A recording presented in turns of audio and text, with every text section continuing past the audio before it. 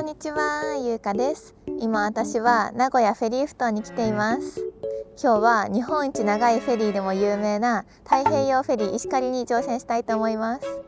前に名古屋から苫小牧まで40時間かけて乗船したんですよ。今日は途中の港の仙台まで向かうと思います。途中って言っても22時間ぐらいかかるのでかなり長いんですけどね。私が今まで乗ったフェリーの中でも2番目に長いのでめっちゃドキドキなんですけど、船旅楽しんでこようと思います。それじゃあ行ってきます。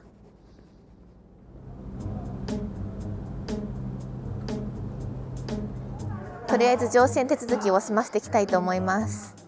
今の時間が5時27分なんですけど、乗船締め切りまであと3分。危なかった。ギリギリ間に合った。車で乗船の方、これですね。QR やばい、急がないと。お、あった。よし。搭乗券と車両に貼るステッカーをゲットできました。これで車で乗船できる。それじゃあ運転して乗り込んでいきます。お、太平洋フェリー発見。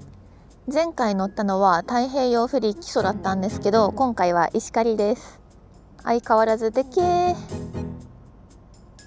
ということで無事に乗船手続きができました。なんとか間に合ってよかったです。よし、それじゃあ出発進行。今日はパパクリッパじゃなくて大ちゃんと一緒なんですよ。大ちゃん誰って思うかもしれないんですけど、よかったら1個前の動画見てみてください。パパクリッパごめんね。浮気してるわけじゃないんだけどね、ちょっと諸事情でね。太平洋フェリー車で来るの初めてだ。そう、さっきまで東京から名古屋をドライブしてたんですよ。その動画も投稿してはいるんですけど、思ったよりも時間がかかってしまって、一応到着予定時間までプラス2時間で見せたんですけど、それでも足りなくてギリギリになっちゃったんだよね。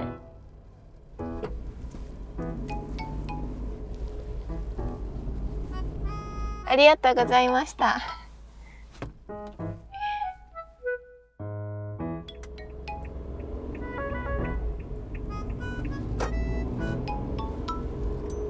ようやくフェリーに乗り込みます。わあ、このガタガタ道、毎回あるよね。船今から乗るから覚悟しとけよみたいな合図かな。は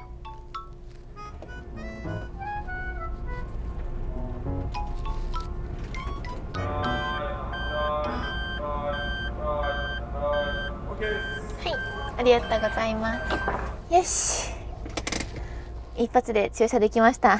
誘導員さんたちのおかげで。それじゃあ乗っていきますか。お、めっちゃうまく駐車できてる。相変わらず大ちゃん顔すごいな。客室入り口はこっちですね。久しぶりの太平洋フェリー、ドキドキだ。半年ぶりぐらいかな。じゃーん、太平洋フェリー石狩のエントランスホールはこんな感じになっています。めっちゃ綺麗。なんかお城みたいじゃないですか。それじゃあお部屋は6階なので一つ上の6階に上がっていきましょう。604どこだ。部屋探すのめっちゃ苦手。お、あった。604、角部屋だ。それじゃあ入っていきましょう。ここの鍵は事前にメールで QR コードが届いているんですけど、その QR コードがそのまま鍵になっています。なのでこうやってかざすと開きました。じゃーん。あれ、お部屋これだっけ？めっちゃ狭いなわけないですよね。じゃじゃじゃじゃーん。おー、やばい。今日のお部屋はなんとスイートルームです。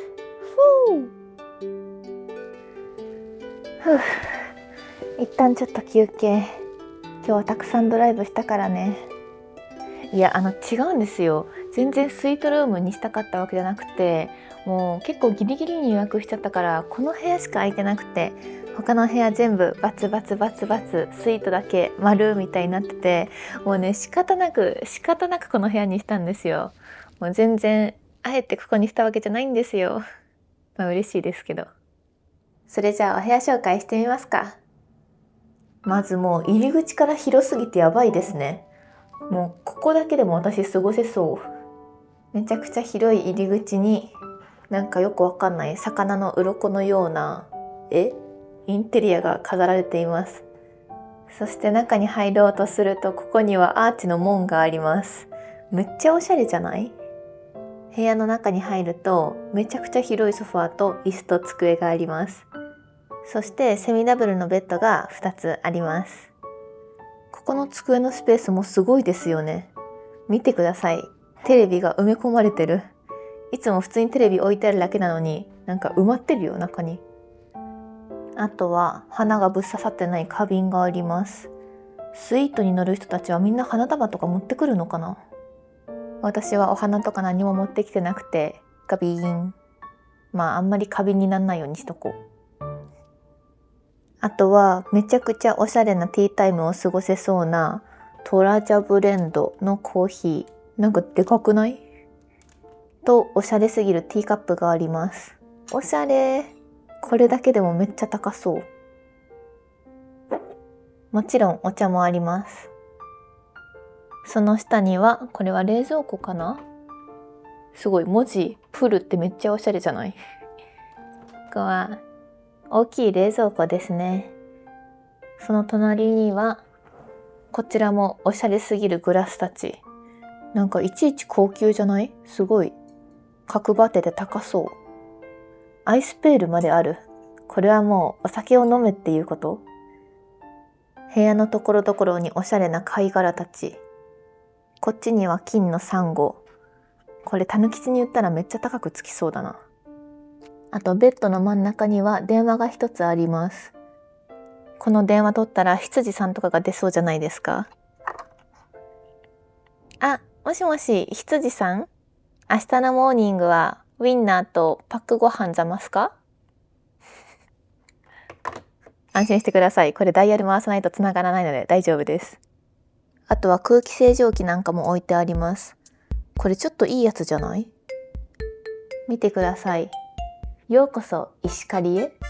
船内ご利用券。これなんだろう？なんかクーポンでも入ってるのかな？あ、入ってる。昼食券、朝食券、夕食券。全部無料ってこと？やばいやばいやばい。それはちょっと話が変わってくる。よっしゃ、無料券3つゲットしました。3食付き。えぐい。嬉しい。そして洗面台の方に行くとこんな感じで、こっちもとても広々としています。お部屋の中にこうして独立洗面台があるのすごいですよね。このタイルも海をモチーフにした感じでかわいい。あ、でもやっぱりスイートでもこのタイプのドライヤーなんですね。ドライヤーは一緒だ。こうやって押すとめっちゃ風量の弱い風が出ます。多分これはフェリーの電圧的に強くできないのかな。あとはもちろんアメニティの歯ブラシとかカミソリがついています。洗面台の奥にはじゃーん、トイレです。めっちゃ綺麗。ここ使うことなさそうだからもったいないな。見てこれ、マッサージとかついてるよ。お尻マッサージされるってこと？そして見てください。これ何だと思いますか？なんとお風呂なんですよ。すごくない？こうやって入るじゃないですか。外から丸見え。やばい、バレバレだ。こんな感じになってます。すごくないですか？めっちゃ広い。一人にしては贅沢すぎるな。そこってもしかして窓かな？ちょっと開けてみよう。おー、いやすごいですね。自分だけの展望浴室ってこと？豪華すぎる。こりゃ展望32,000点分だな。お部屋全体の雰囲気はこんな感じです。いやー、やばいな、スイート。トゥトゥトゥトゥトゥン、トゥトゥン、トゥトゥン、トゥトゥトゥトゥントゥン。石狩、石狩。ざっくりお部屋紹介はこんな感じです。あと15分くらいしたら船が出港するので、展望デッキに景色を見に行ってこようと思います。お、船が出港しました。19時ぴったり。さすが、いつも時間きっちりですね。動いた。バイバイ名古屋。またすぐ来るからね。夜景がめっちゃ綺麗。前回太平洋フェリー乗った時はもっと出港の時が明るかったんですよ。だからお昼に乗ったのかなって思って今動画見返してみたら、前回も19時出港だったんですよ。季節によって2度楽しめる。もうすぐ名港西大橋くぐるよ。めっちゃ綺麗だよね。橋がキラキラしてる。私夏と冬だったら寒いの嫌いだから圧倒的に夏が好きなんですけど、でも日が短い方が好きなんですよ。日が長いとまだ今日頑張んなきゃいけないのみたいな気持ちになっちゃって、日が落ちるの早いと今日もやりきったみたいな気持ちになるから好きなんですよね。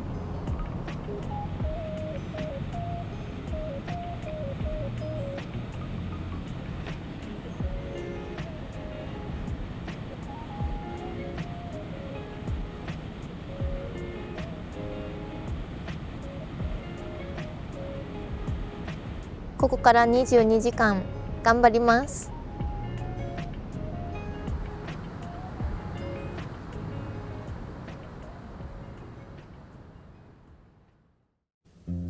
レストラン発見。早速行ってみましょう。今日は券売機で券を買わなくていいんだ。スルーしていこうと。さすがにスイートルームでは生ビールは有料か。これはサービスに含まれてないですよね。やめとくか。夜ご飯はこんな感じになっていて、ビュッフェ形式ですね。好きなものをたくさん取っていきます。名古屋名物の鶏の手羽先じゃないですか。見て見て、ローストビーフだ。これが食べ放題なんて幸せすぎる。いっぱいいただきます。じゃーん、夜ご飯バイキング取ってきました。今日も大量に取っちゃった。それじゃあいただきます。乾杯。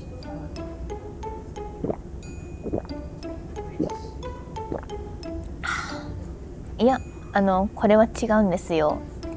石狩に乗ったら禁酒の意思刈り取られました。なので今日はちょっと禁酒中だったんですけど、ビール買っちゃいました。めっちゃうまそう。見て見て、やばくないですか？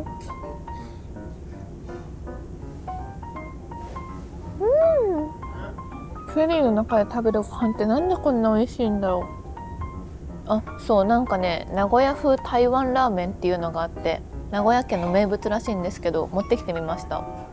最初見た時、名古屋と台湾どっちなんだよって思ったんですけど、結構有名なんですかね。初めて食べます。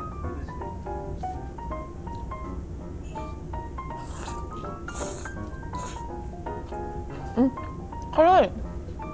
味が濃いめですね。赤辛の鍋にラーメンを入れたような味がします。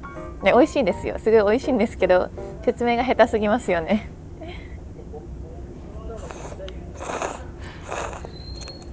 ちなみに夕食ビュッフェの値段は大人1人2300円です。でも私はスイートルームにしたので券が無料なので実質タダです。夕食が2300円で、昼食が1200円で、朝食が1200円なんだけど、全部足したら4600円だから4600円分浮いたのか。いや、スイートルームお得だな。いや、そう思ってるだけ。値段は確かに高かったんですけど、ここまでついてるとお得に感じちゃいますよね。カツオ、船の上でお刺身食べれるのすごくないですか？何回食べても感動する。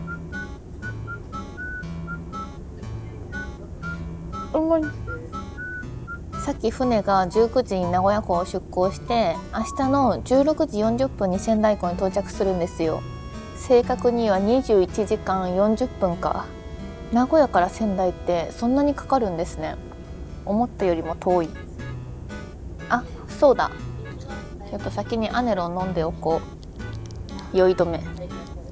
前回苫小牧までいた時にめちゃくちゃ船酔いした記憶があるので、ちょっと怖いから先にぶち込んでおきます。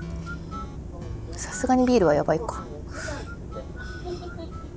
持ってくるか。前回基礎に乗った時よりもこっちの方が内装が新しいなって思って調べてみたんですけど、基礎の方が2005年に就航していて、こっちは2011年に就航しているそうです。だから就航からもう14年経ってるんですけど、こんなに綺麗で、もう一つ太平洋フェリーは北上があるんですけど、その北上は2019年に就航してる新造船らしいです。でも北上は仙台と苫小牧の間を行き来してるらしくて、あんまり名古屋には就航してないそうですね。手羽先、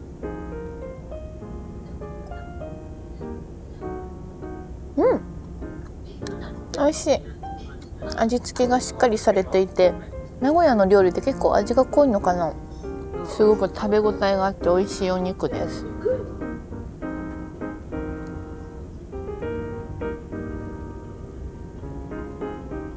ごちそうさまでした。めっちゃお腹いっぱい。ビュッフェだと毎回食べ過ぎちゃいますね。でも幸せ。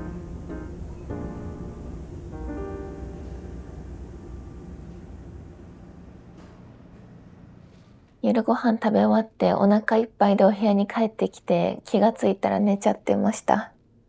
でもこんなにいいお部屋にしたから、ここで楽しまなきゃもったいないんですよ。ちょっとね、もったいないので、ここで一杯晩酌したいと思います。それじゃあ、乾杯。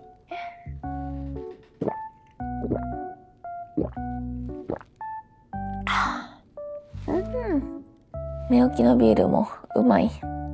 いつもアサヒスーパードライ飲むんですけど、今日はクリアアサヒにしてみました。クリア、やばい、喉がガラガラすぎる。それと、じゃん、エビせんべいの里。今日のお昼に刈谷ハイウェイオアシスに行ったんですけど、その時に買ったやつ食べようと思います。これね、一番人気のせんべいにしてみました。いろんな種類が入っていて、今日のお昼いっぱい試食したんですけど、その試食したおせんべいが食べられます。じゃあいただきます。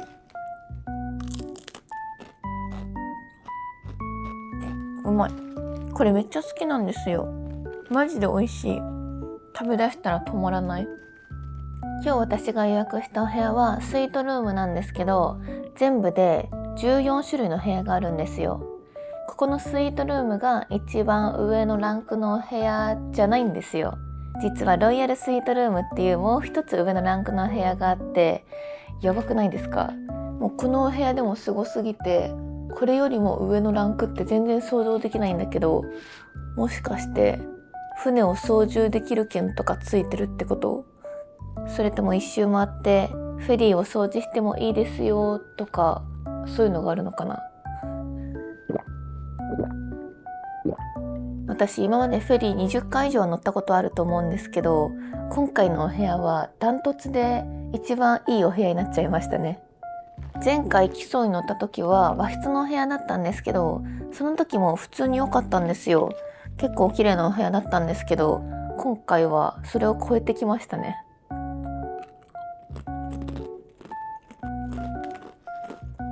今日はもう結構時間が遅くなっちゃったんですけど、明日は一日中ほぼ船の上にいるので、また明日船内探索しに行きたいと思います。よし、それじゃあそろそろ大浴場行ってこようかな。あ、大浴場行かなくていいじゃん。部屋にめっちゃ綺麗なお風呂ついてるんだった。今日は部屋風呂に入りたいと思います。それじゃあ行ってきます。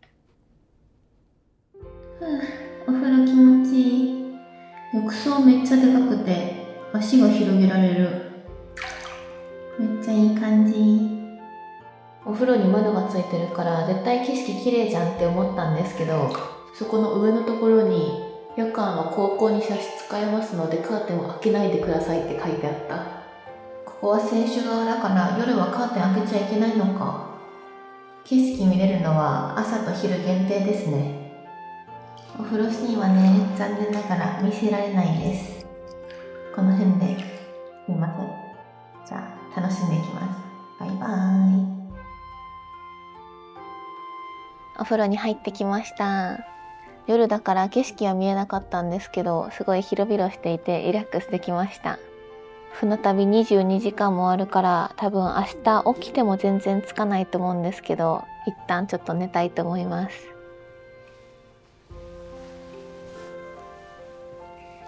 それじゃあおやすみなさい。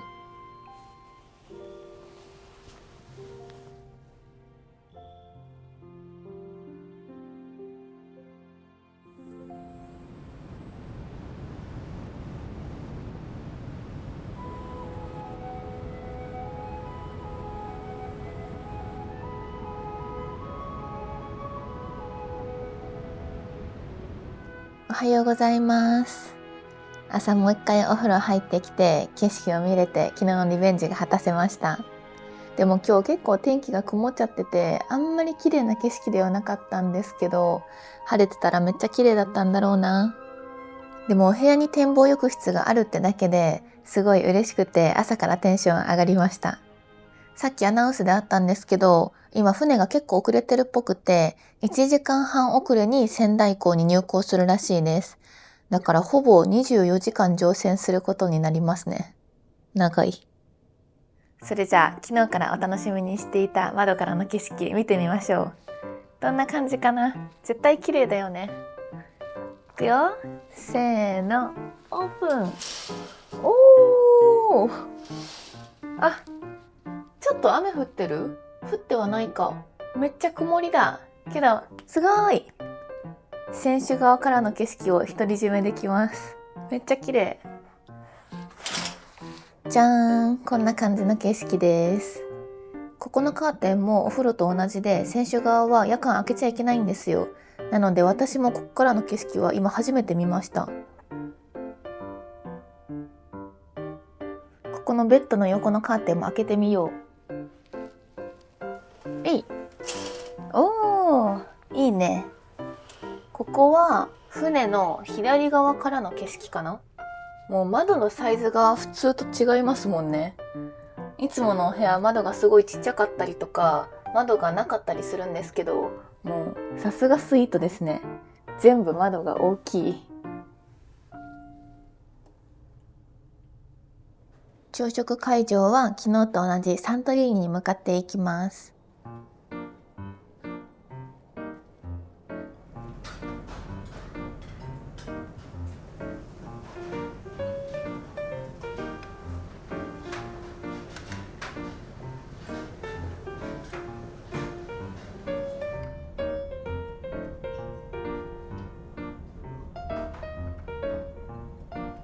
朝食バイキングにやってきました。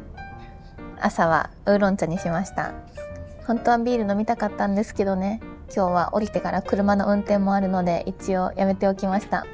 結構時間は空くんですけどね、さすがにその日に飲んで運転は怖いのでウーロン茶で失礼します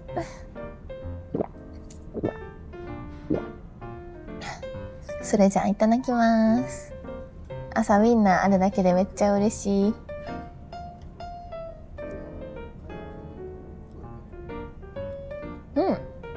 美味しい。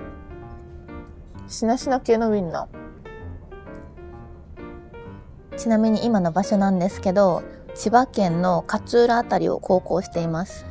この辺ですね。めちゃくちゃ進んだ。名古屋から出て東京も越えてついに千葉までやってきました。船ってすごいゆっくりに動いてるように感じるけど、結構あっという間じゃない？気づいたら何軒かまたいでるっていうのがよくあります。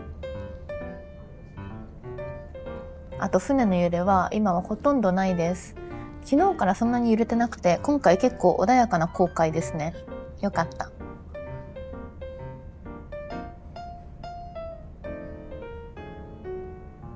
ごちそうさまでした。お腹いっぱい。めっちゃ美味しかったです。ご飯食べてお腹いっぱいになったので、お待ちかねの船内探索をしてみたいと思います。まずは5階から見てみましょう。やっぱりなんといってもこのチャペルみたいなエントランスが可愛いですね。5階から7階まで吹き抜けになっていて、一応これがエレベーターみたいです。そして向かい側にはインフォメーションがあります。今は誰も人がいないようですね。仙台っ子の入港は今日の18時10分みたいです。その横には貴重品とかを入れれるロッカーがあります。個室じゃない方はここに荷物を預けれますね。あとはキッズルームがあります。誰もいないから覗いてみよう。キッズルームからも海が見れて大人も一緒に楽しめそうですね。この扉は何だろう。あ、カラオケルームだ。すごい、カラオケまでついてるんですね。予約が必要みたいなんですけど、予約したら誰でも使えるみたいです。エントランスの近くにはこんな感じで海をゆったり眺められるリラクゼーションスペースがあります。そう、この船には Wi-Fi がないんですよ。ガビーン。まあでも電波はね、割と入ってたので大丈夫でした。じゃーん、こちらが売店です。売店は営業時間が決まっていて結構閉まってることが多いんですよ。今ちょうどやってるのでちょっと見に行ってこようと思います。売店の中はこんな感じで石狩のグッズが売られていたり、あとは東北土産や中部土産や日用品まで売られていますね。ここの売店めちゃくちゃ大きい。見て見て、太平洋フェリーのグッズがいっぱい売ってあるよ。御船印ミニステッカーとか初めて見た。かわいい。私のお目当てはもちろん、じゃん、御船印です。今日もちゃんとゲットしてきました。石狩の御船印は結構シンプルで可愛らしいですね。そう、今日はね、御船印帳持ってきてみたんですよ。私御船印めっちゃ集めてるんですけど、結構溜まってきました。これはファンの方にもらった御船印帳なんですけど、こんな感じでコレクションしてます。これも太平洋フェリー基礎のやつですね。こんな感じで、もしまた詳しく見たいよっていうコメントがあったらまたゆっくり紹介したいと思います。ざっくりこんな感じです。実は他にもまだまだ買ってるのはあるんですけど、車に保管したりしていて全部入ってないんですよ。またちょっとかき集めて全部入れたいと思います。結構溜まってきた。多分20枚くらい溜まってきたと思う。宝物です。それじゃあ船内探索の続きいきましょう。売店の向かい側には自動販売機コーナーがあります。ソフトドリンクが大量に売られていたり、あと31アイスも売ってる。これ見ると毎回食べたくなるんですよね。いや、さすがにお昼ご飯もうすぐだしやめておくか。あとはビールも大量にあります。よく見てみると北海道行きなのになぜかオリオンとかも売ってある。北海道行きだからさ、札幌クラシックとかあったらいいのにね。それと大浴場もついてます。今回はお部屋にお風呂がついてたので使わなかったんですけどね。お、ゲームコーナー発見。おー、UFO キャッチャーの種類めっちゃ多い。楽しそう。あ、見て見て、ポケモンいるよ。めっちゃかわいい。これやってみようかな。こんぐらいだ。結構うまいんだけどな、1。うまくない？うわー、ダメだ。やだ。取らせてくれ。やばい、アンパンマン邪魔かも。持ち上がった。寝るなやどん。500円も使ってしまった。今回は取れませんでした。前回はタイちゃんとヘイヨーちゃん取れたんですけどね、今回はダメでした。それでは気を取り直して、ゲームセンターの向かい側にはマッサージチェアがあります。これ以上贅沢するわけにはいかない。5階の奥に進んでみると、こんな感じで客室がずらーっと並んでいます。ここのお部屋は B 寝台のお部屋ですね。誰もいないのでちょっと覗いてみましょう。お部屋はこんな感じになっていて、読書灯やコンセントがついていて、このカーテンでこうして仕切れるタイプのお部屋ですね。鍵はついていないので完全個室ではないんですけど、これを閉めたらほぼ個室ですね。5階の選手側に進むと、こっちには一等室のお部屋がずらーっと並んでいます。一等室のお部屋はこんな感じで鍵付きなので見ることはできないんですけど、結構広々していて綺麗な感じです。一等室の向かい側には S 寝台があります。 S 寝台の部屋はこんな感じになっていて、ちょっと B 寝台の部屋と似ていますね。これを閉めて過ごす感じになっています。5階はこんな感じになります。それじゃあ次は6階に上がってみましょう。6階にはヨットクラブというカフェスペースがあります。ここで一杯飲んでくのもいいな。ヨットクラブのメニューはこんな感じになっていて、ソフトドリンクやビール、チューハイ、日本酒、ワイン、めっちゃお酒の種類豊富だな。お酒がたくさんと、あとご飯も売られていますね。レストランで食べてもいいし、こっちのヨットクラブで食べるのもありですね。前に基礎に乗った時はこの名古屋コーチの卵の TKG セット食べましたね。めっちゃ美味しかったな。席数もたくさん用意されていて、個室じゃない人でもここでゆっくりできそうですね。カフェの横にはレストランサントリーニがあります。ここで夜ご飯と朝ご飯を食べました。次のお昼ご飯もお世話になりそうです。船尾側の一番奥にはミコノスラウンジがあります。ここではラウンジショーがあるみたいですね。次は20時半からだから、私がもう降りた後か。苫小牧行きの方は見れますね。こんな感じで映画が上映されているそうです。あ、今ちょうど上映中だって。行ってみようかな。どうしよう、タイタニックとか放送されてたら。文芸部でない生徒の受賞を学園側は許さなかった。私の元にはすぐに誤報の知らせが届いたわ。ここから奥はスイートの方になります。前に基礎に乗った時はこっちにお花とか飾られてたんですよ。今回はこんな感じで結構上品めですね。でここの601がロイヤルスイートの部屋です。一番高いところ。いつかロイヤルスイートの部屋も泊まってみたいな。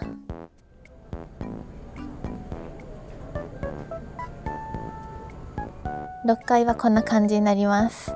最後は7階は階段で上がってみましょう。やばい、船が今になって揺れてきたぞ。ちょっと歩くとグラグラする。7階に上がるとこんな感じです。7階は割とコンパクトですね。7階には2等室のお部屋があります。2等室のお部屋はこんな感じになっていて、一応女性専用のお部屋もあります。女性専用とかだったら安心して過ごせそうですよね。それじゃあ最後に展望デッキに出てみましょう。7階には展望デッキもついてるんですよ。じゃーん。まだまだ曇ってる。やっぱり今の季節は風も強くて寒いですね。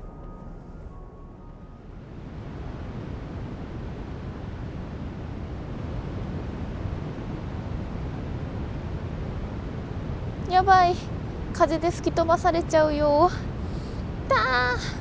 しかもちょっと小雨が降ってる。逃げよう。展望デッキに出てる人は私以外誰もいないんですね。こんな天候じゃさすがに誰も出ないか。今の時間は12時26分なんですけど、お昼ご飯を食べに来ました。仙台への入港が18時過ぎということで、たくさん時間あるからさっきまでお部屋に戻って編集とかいろいろしてました。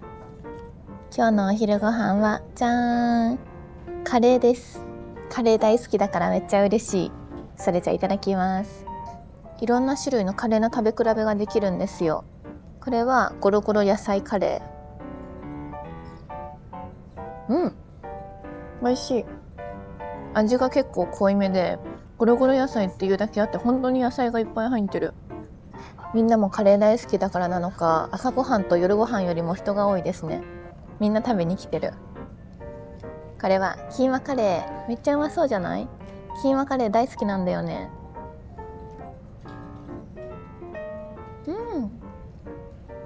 この間実家に帰った時にグツグツカレー煮込んでたら、お父さんにいや俺いい、俺カレーいらんって言われて、それってこのカレーのせい？それともカレーのせい？って言ったら、何言ってるだって言って意味わかんなすぎて怒られました伝わらなかった。今日の朝に比べたら結構船が揺れてきたんですよね。さっき編集中もそうだったんですけど、少し気持ち悪くなっちゃって、ちょっと揺れが激しくなってきました。やっぱここの大洗付近は揺れますよね。大洗から苫小牧まで前行った時も結構船酔いがしんどかったので、仙台までずっと揺れそうですね。今の場所はちょうど大洗港のところです。ハートがついてるところが大洗港なんですけど、その右側を航行しています。私全国飛び回ってるんですけど、行ったとこハートつけてるんですよ。だからだいぶハートが増えてきて、全国各地にこうやってハートがあります。めっちゃ多くない？これ埋め尽くしたい。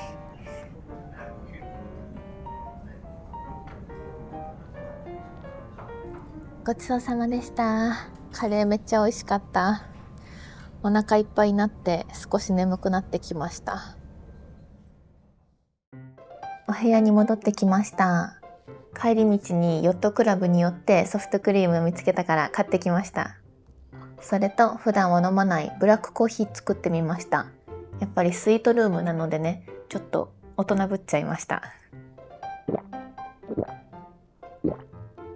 今この塩谷崎灯台のあたりを航行してるんですけど、名古屋から仙台で770キロもあるらしい。で、ちなみに名古屋から苫小牧だと1220キロあるので、770キロは半分以上ありますね。あと残り4時間半くらいか。外で遊びたい気持ちとお部屋でゆっくり過ごしたい気持ちが喧嘩してる。まあ一旦ゴロンしようかな。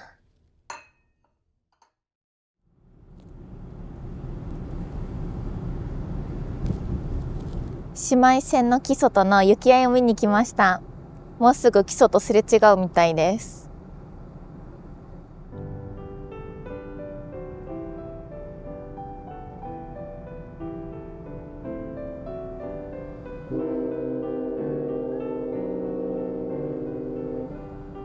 基礎だ。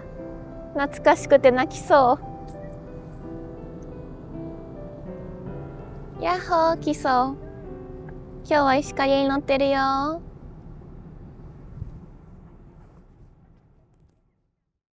あ、こんなところに船長のコスプレがある。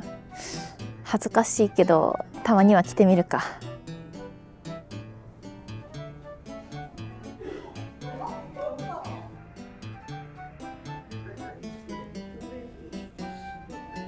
できました。私が船長です。この船の乗船料は5000丁になります。やばい、はずい。逃げろ。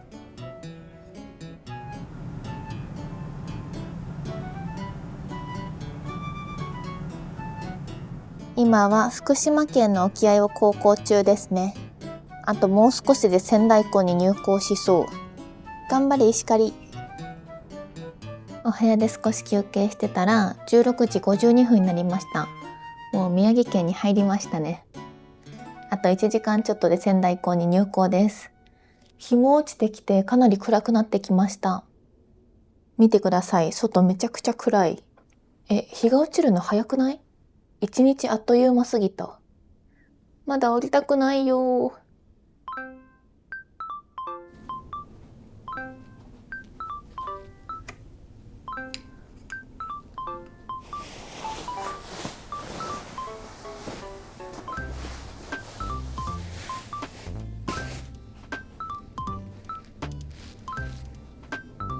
あともう少しで下船ということで、下船前はもちろんゲーセンで締めます。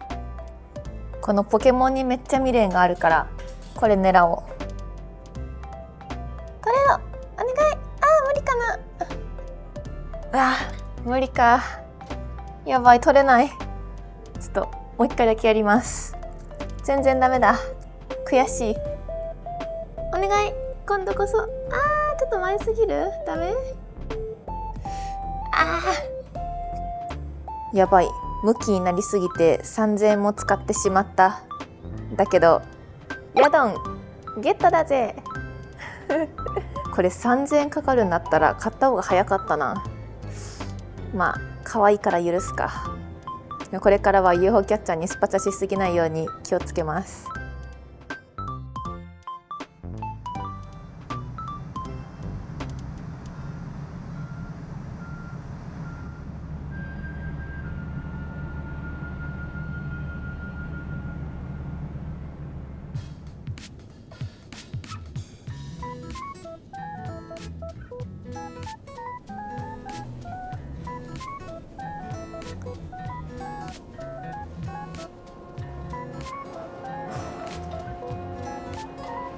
パパクリッパーじゃなくて大ちゃんいた。よかった。無事に車に乗り込めました。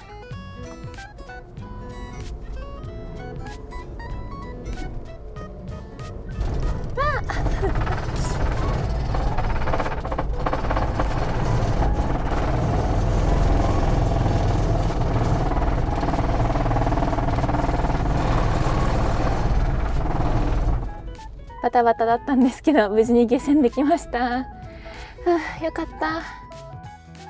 ということで太平洋フェリー石狩に乗って名古屋から仙台までやってきました。仙台思ったより寒くないですね。あ、車の中だからか。前回木曽に乗って今回石狩に乗ったんですけど、船内の雰囲気も似てるようで結構違くて楽しかったです。前回乗った木曽は少し古い感じがしてそれもすごい味だったんですけど、今回の石狩は新しい感じでおしゃれな雰囲気でした。